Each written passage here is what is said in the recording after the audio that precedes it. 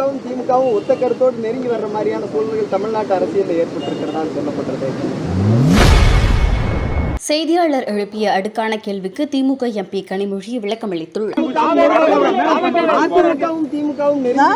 அதிமுகவும் திமுகவும் ஒத்த கருத்தோடு நெருங்கி வர்ற மாதிரியான சூழ்நிலைகள் தமிழ்நாட்டு அரசியலில் ஏற்பட்டிருக்கிறதான்னு சொல்லப்பட்டது.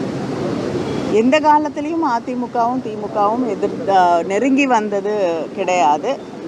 சில நேரங்களிலே தமிழ்நாட்டிற்காக போராடக்கூடிய சூழலிலே கடந்த காலங்களில் கூட தமிழ்நாட்டின் உரிமைகளுக்காக, நதிநீருக்கான அந்த கோரிக்கைகளுக்காக இணைந்தே சென்று பிரதமரை சந்தித்திருக்கிறோம். ஒன்றாக கூட்டங்கள் நடத்தப்பட்டிருக்கிறது. தமிழ்நாட்டின் உரிமைகள் என்று வரும்பொழுது திமுக அதிமுகன்னு மட்டும் இல்லைங்க, எல்லா கட்சிகளுமே ஒரே குரலில் ஒருமித்த கருத்தோடு பேச வேண்டும் என்பதுதான் திராவிட முன்னேற்ற கழகம் தொடர்ந்து வலியுறுத்தக்கூடிய கருத்து. நிச்சயமாக ஏற்றுக்கொள்ள முடியாது. நான் நேற்று கூட என்னுடைய கருத்தை பதிவிட்டிருக்கிறேன்.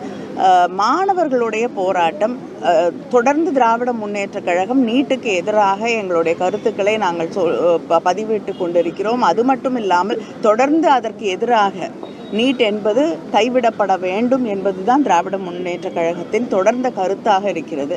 அப்படிப்பட்ட ஒரு சூழலில் மாணவர்களுடைய எதிர்காலத்தையே பாதிக்கக்கூடிய அளவிற்கு இந்த கொஸ்டின் பேப்பர் லீக்ஸு, பரீட்சைகள் சரியாக நடத்தப்படுவதில்லை என்ற சூழலிலே மாணவர்களுடைய போராட்டத்தை ஒடுக்க வேண்டும் என்பதற்காக அவர்கள் மீது வன்முறை கட்டவிழ்த்து விடப்படுவது என்பதை ஏற்றுக்கொள்ள.